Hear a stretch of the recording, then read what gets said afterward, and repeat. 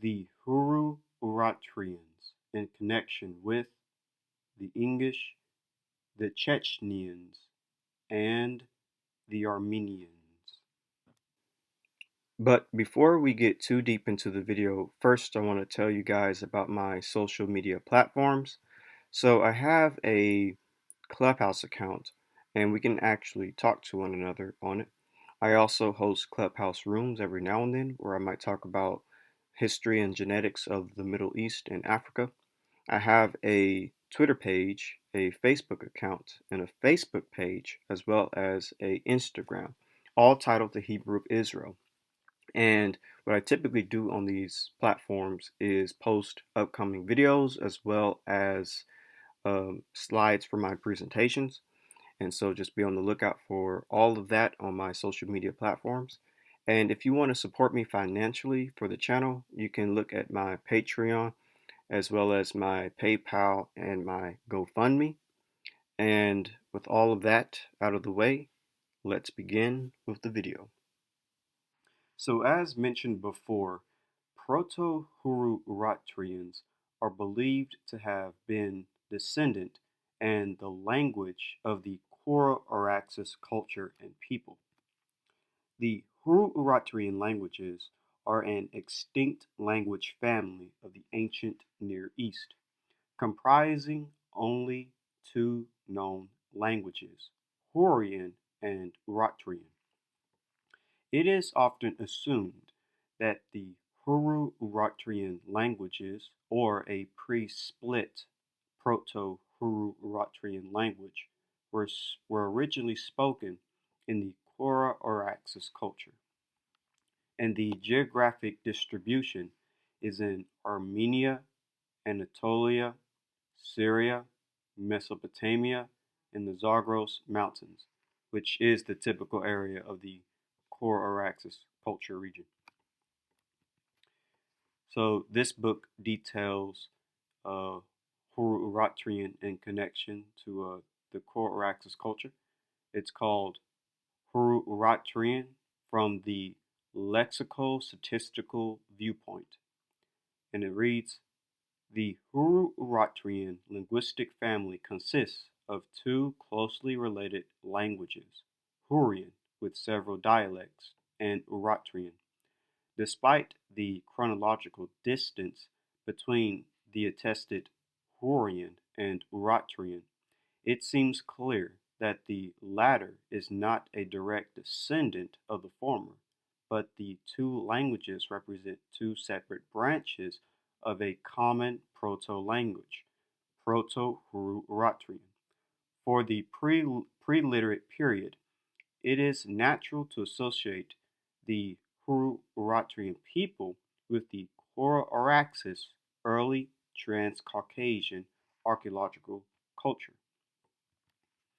And this book, Encyclopedia of Indo-European Culture, and it says, in the period immediately prior to the emergence of the Hurrians, the northern area of their distribution was occupied by the Hurro-Urartian culture, circa 3400 through 2500 BC. The distribution of Hurro-Urartian sites would encompass the territory of the Itu and Urartians, as well as the northern part of the Hurrians. It is often assumed that the Hurro-Urartian culture is an archaeological reflection of the Hurrians. So since the Hurro-Urartian culture is connected to Hurro-Urartians, what modern population are connected to the Hurro-Urartians? So there are various interpretations on the relationship with Urartu and Urartians and Hurrians. Iger Denkov, Fritz Hummel, and others have suggested ties between the Proto-Hurro-Urartian language and the Proto-Northeastern Caucasian languages, leading to the proposal of the Alduin language family. Amejed Jomnica notes in his book, The Chechens, some authorities believe that the Nak nation was an offspring of the Hurrians and Urartians, builders of the magnificent civilizations of the Near East that had a profound influence upon other cultures in the region. According to some modern data, Chechens are genetically, linguistically, and anthropologically considered the descendants of the Hurrians and Urartians. According to the opinion of Caucasus folklorist Amjad Jonica, it is certain that the Nak constituted an important component of the Hurrian-Urartian tribes in the Transcaucasus and played a role in the development of their influential cultures. And this is a translation of a book dealing with the Chechenian nation in connection to the Hurrians. This was translated from Russian to English. So the English translation reads, "This sounds extremely unexpected, but it is. The Chechenian nation is the ethnic root part of the Caucasian race, one of the oldest sources of human civilization. The fundamental principle of spirituality passed through the Hurrian, Mitanni, and Urartian cultures." And this is from the ATLAS Monthly Geography and Exploration magazine, March 2003. And the English translation reads, "Today, Urartians do not deny the kinship of the Chechens with the Urartians. The kinship of the Hurrians, Urartians, Chechens is confirmed by those who studied it. Hence, the following conclusion follows. Chechens are Urartians. Urartians is the remaining branch of the Chechens in Asia Minor. Actually, its structure, grammatical features, completeness, and grammar of classes, etc. Urartian and Chechen are similar to each other." And here is another translation. I believe it was either originally in Russian or perhaps German, but I think that's Russian.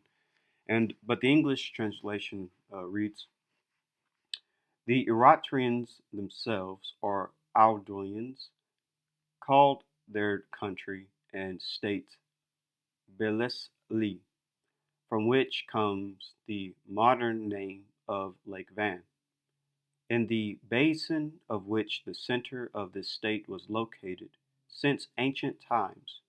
Eritrean or Aldoian tribes akin to the Hurrian population of the countries to the southwest of Lake Van lived around Lake Van and in adjacent areas.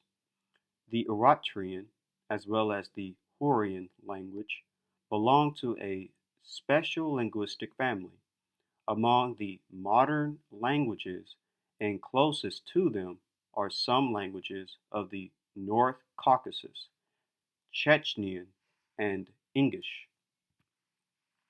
And here is another Russian translation dealing with the Chechens, the Ingush, and the Hurrians. And it reads, "Of the peoples existing in our own time, the Chechens and Ingush are the closest to the Hurrian Urartian in terms of language." And here is a German translation dealing with the Hurrians and the Vanik peoples. "The long-standing assumptions about the connections of the Hurrian and Urartian with the Caucasian languages have received serious confirmation thanks to the collected correspondences identified in the Northeast Caucasian languages, and especially in Vanek." And we know that the Vanek are basically the Chechenian and Ingush and other related Northeast Caucasian tribes. So here's a map displaying the region of the Hurro-Urartian, and it's basically south of the Caucasus and the northern part of the Near East. That's it in brown. So this is the book, The Chechens, that details specifically the history of Chechens and the Ingush and the Venek peoples. And it reads, on the other hand, the North Caucasian perspective goes back to the most ancient of Caucasian cultures, dating back to more than 5 millennia ago. For thousands of years, the Vanek lived in their North Caucasian domicile, which waxed and waned as invaders came and went, but was perceived more or less intact due to the nation's remarkable tendency. Linguistic evidence ties Vanek culture to the ancient Hurrian and Urartian civilizations that flourished in the Near East a few millennia ago. The Vanek also constituted an important element in the Neolithic Hurro-Urartian culture in the Trans-Caucasus. And this is the book, The Vaneks, the Chechen and the Ingush, and it reads, when discussing the matter of the origin of the Vaneks, it is also important, very important, to take into consideration their genetic affiliation to the eastern branch of the Caucasian ethno-linguistic family. According to some scientists, the tribe speaking the Eastern Caucasian, Vanek Dangestani, and the languages cognate to them inhabited not only the eastern part of the northern Caucasus and Transcaucasia, but also the territory of Front Asia right up to the Zagros, Mesopotamia, Syria, and Asia Minor, quite possibly penetrating into certain islands of the Mediterranean. In particular, the thesis of kinship of ancestors of the Vanek Dangestani peoples with the Hurrians and Urartians, the cultural nations of ancient times, who formed the powerful states of the ancient East in the 2nd through 1st millennia BC, carries more conviction, as it is supposed the Proto-Hurrian, Urartian, and other Eastern Caucasian languages are related to each other nearly the same way as the ancient written languages of the Indo-European family. In this book, this is from the Oxford Handbook of Ancient Anatolia, and it reads that Hurro-Urartian as a whole shared a yet earlier common ancestor with some of the numerous and comparatively obscure languages of the Caucasus is not improbable. Modern Caucasian languages are conventionally divided into southern, northwestern, and northeastern families. Georgian, for example, belongs to the southern family. Venkov and Starström, in the most in the most thorough attempt at finding a linkage yet published, have argued that Hurro-Urartian is a branch of the Eastern Caucasian family. This would make it a distinct relative of such modern languages as Chechenian, Avar, Lak, and Uid. So here is a map detailing the Hurro-Urartian zone, and as you can see, it is in the northern part of the Near East, south of the Caucasus. And it's this giant blue right here. So modern populations that are considered to be the descendants of Hurro-Urartians would basically be the northeastern Caucasians, such as Chechens and Ingush and other related groups. Another population that is believed to descend from the Hurro-Urartians are the Armenians. Even though they are an Indo-European people, basically there's an ancient connection between ancient Indo-Europeans and Proto-Caucasians. The Hurrians were a people of the Bronze Age Near East. They spoke a Hurro-Urartian language called Hurrian and lived in Anatolia, Syria, and northern Mesopotamia. The largest and most influential Hurrian nation was the Kingdom of Mitanni, its ruling class perhaps being Indo-Iranian speakers. The population of the Indo-European speaking Hittite Empire in Anatolia included a large population of Hurrians, and there is significant Hurrian influence in Hittite mythology. By the early Iron Age, the Hurrians had been assimilated by other peoples. Their remnants were subdued by a related people that formed the state of Urartu. Here's the key thing to keep in mind, detailing the Armenians. The present day Armenians are an amalgam of the Indo-European groups with the Hurrians and Urartians. So basically, it is believed that the Armenians are a mixture of Indo-Europeans and Hurrians as well as Urartians. So this book details that very thing. This book is called About the Vocalic System of Armenian Words of Substrict Origin. And it reads, Levon Mesrites was the first to propose that some Armenian words were of Urartian origin. Following improvements in the understanding of Urartian inscriptions, steadily progress has been ongoing in this chapter of Armenian lexicography. Apart from providing a critical compilation of potential substrict lexicons, the present paper focuses on the vocalic system embedded in these words, for which a Hurro-Urartian origin seems quite certain.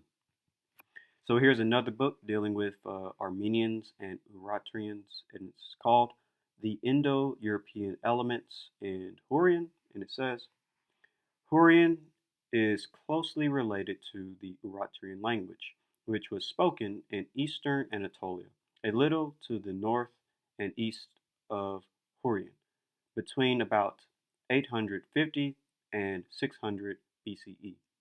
Urartian is not a descendant of Hurrian, rather they are sister languages, both going back to a common Hurro-Urartian parent language, possibly located in the northeast of Mesopotamia, in the foothills of the Caucasus Mountains, and date to before the 3rd millennia BC. Dinkoff concludes that Urartian is not a late dialect of Hurrian, but a separate language derived from one parent, with the latter, and in some respects, receiving more archaic features than the Hurrian language. Urartian remained spoken long enough for Armenian to borrow a few words with fairly clear Hurro-Urartian origin. And here is yet another book detailing the connection with Hurrians and Armenians. The book is called A Grammatical Sketch of Classical Armenian. And it reads, the area where Armenians settled had been previously inhabited by speakers of Urartian, a non-Indo-European language whose only relative is Hurrian, spoken in northern Iraq from circa 2200 until circa 1200 BC. While Urartian is mostly known from short monumental public inscriptions, Hurrian is by far better attested because of the large number of cuneiform inscriptions found in Mari, Bajazko, and etc. There are certainly some loanwords of Hurro-Urartian origin in Armenian, and it has been argued that a Hurro-Urartian substream influence the structure of Armenian to a large extent. For example, Hurrian and Urartian both had a rather complex system of consonants and consonant clusters, a clearly agglutinative structure or agglutive structure, a rich case system, and the lack of grammatical gender. The influence of the substratum on Armenian is undeniable, as a large portion of Armenian vocabulary is of unknown origin. And so this book, Encyclopedia of Indo-European Culture, also details the connection between Armenian and Hurrian, and it reads, it has been calculated that no more than 450, certainly no more than 500 Armenian words are directly inherited from Proto-Indo-European. The early non-Iranian words, though much smaller in number, are not without their interest as well. The language that preceded Armenian in northeastern Asia Minor was Urartian, itself a close relative of the better-known Hurrian. The close agreement in shape of these classical Armenian words and their presumed sources is remarkable, especially as the actual borrowing is likely to have taken place a millennia and a half before Armenian is first attested. Armenian, the territory of the Armenian language, appears to have been roughly coincidental with that of the earlier non-Indo-European Hurrian and closely related Urartian with dark shading. And by dark shading, this is what they mean. The dark shading is where Hurrian and Urartian typically would have been. Many of these languages occurred partly or wholly the earlier territory of the Hurro-Urartians culture, light shading. And the lighter shade is, Hurro-Urartians culture, and there's a bit of overlap. So the nearest Indo-European neighbors of the Armenians were the Hittites and related Luvians and the Paralic-speaking populations, who were not closely related to Armenian. The starting points for any discussion of the Armenian origins must emphasize that the territory in which the Armenian language has been historically attested, the contemporary Republic of Armenia and Eastern Turkey, was occupied during the Bronze Age by speakers of Hurrian and the closely related Urartian. The earliest Hurrian inscriptions are dated to the mid-3rd millennium BC, and these run into the 2nd millennia BC. The southern border of the Hurrians extended to Syria and southeast into the area inhabited in modern times by Kurds along the Iran/Iraq frontier. To the south of the Hurrians, even overlapping with them, were the lands of the Semitic-speaking peoples. It has been suggested that the Hurrian language is related to the modern northeastern Caucasian language group, Nak-Dangestani. By the 1st millennium BC, the Hurrians had disappeared. They were replaced by the southeastern portion of their former territory by the Urartians, who spoke a language closely related to Hurrian. North of the Urartians in the northern part of the formerly Hurrian area. To the east of the Hurrian-Urartian Elifco complex were the Gutians, or Kutians, known only from personal and place names that suggest a different and unrelated language grouping, who occupied the territory south of Lake Umra in what is now Iran. To the west of the Hurrian-Urartian ethno complex were various members of the Indo-European Anatolian group, Luvians in the south, the southern Anatolian and Hittites, who had replaced the non-Indo-European Hatti and taken their name, and Pelik speakers in central Anatolia. The Armenians, according to Dankov, are then an amalgam of the Hurrians and Urartians, Luvians, and the Proto-Armenian Mushki, who carried their Indo-European language eastwards across Anatolia. So basically, Armenians are a mixture of Hurrians and Indo-Europeans, basically. So modern populations that would descend from Hurro-Urartians would basically be Caucasian populations such as Chechens, Ingush, Armenians, Dagestani peoples, etc., and other related groups of the Caucasus. And genetically speaking, Hurro-Urartians likely would have carried haplogroup J, considering that its descendants, the Chechens and the Ingush, still carry it at high percentages. This is from How Eurasia Was Born, and it reads, the Northeast Caucasian language family seems to show clear links to ancient Eastern Anatolia, as most subclades of J1-Z1842 can be linked to the Armenian highlands in present-day Azerbaijan, precisely fitting the exact location of the Hurro-Urartian culture.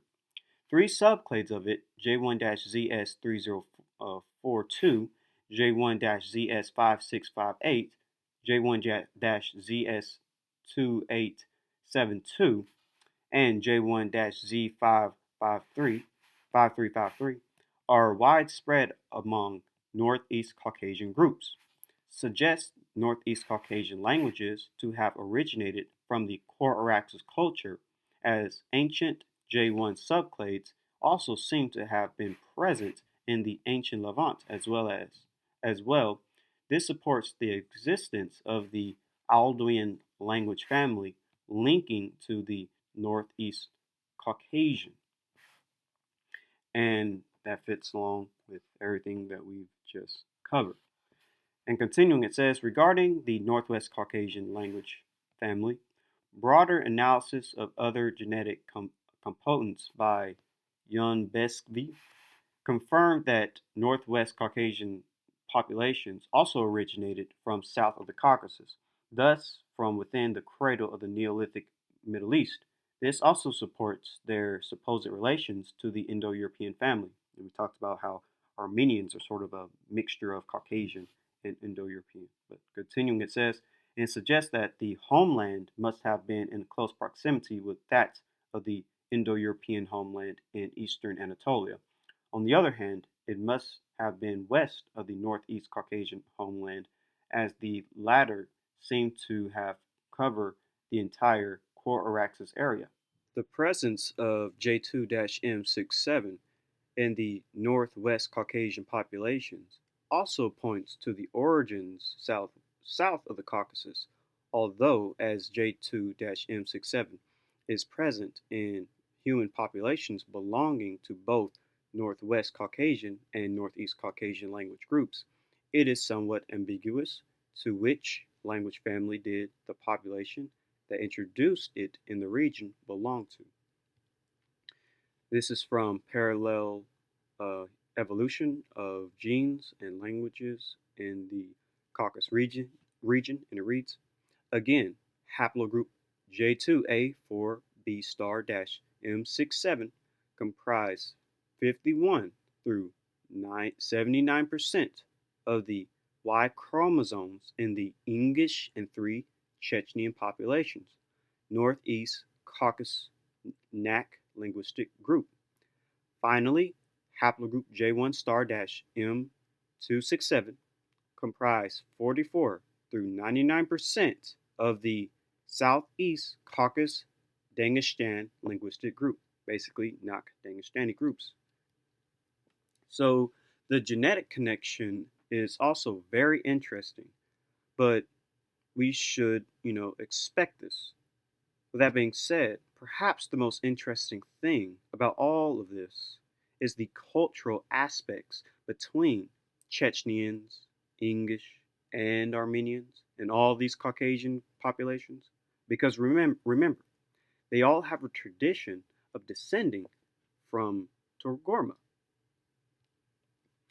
Another, Togarma, this one being the son of Tyrus and Gomer, is mentioned by Armenian Moses of Caron and Georgian Litoni Mevaloni, who regarded Togarma as the founder of their nations along with other Caucasian groups or peoples. According to Moses of Caron's History of Armenia and to Letoni Mevaroni's medieval Georgian chronicles, Torgomos was thought to have lived in Babylon before he received the land between two seas and two mountains, i.e., the Caucasus, in his possession. He then settled near Mount Ararat and divided his land among his sons. Hayek, first son of Torgomos, inherited Mount Ararat and founded the Armenian nation. Kartelos settled in northeast from Ararat, founder of Karliti, who united other brothers and founded the Georgian nation. Herlos settled in the eastern part of Ararat, and Caucasus or Kavoskas settled beyond the Caucasus range. So Caucasus or Kavoskas was the supposed ancestor of Chechens and Ingush, according to the Georgian chronicles. And as you can see, it would go from Noah to Japheth to Gomer to Gorma and then to Caucasus. And then dealing with the Armenians, this is from Insight on the Scripture, Volume 2. Togarma, many commentators connect Togarma with the Armenians. The Armenians themselves traditionally claim to be descendant from Hayek, son of Torgom. Ancient Greek writers speak of the Armenians as famed for their horses and mules. So it's highly likely that these early Hurro-Urartians are the descendants of Togarma, and that populations like Chechens, Ingush, and Armenians are the modern-day descendants of Togarma. Furthermore, haplogroup J would also likely be the paternal lineage of Togarma as well. This is just something to think about. But this is where we end the Hurro-Urartian, the Ingush, the Chechens, and the Armenians. If you enjoyed the video, please leave a like. Don't forget to subscribe, share the video, click the bell, and leave a comment for any questions you might have, and follow my social media accounts for more information. And with all of that out of the way, have a great day and shalom.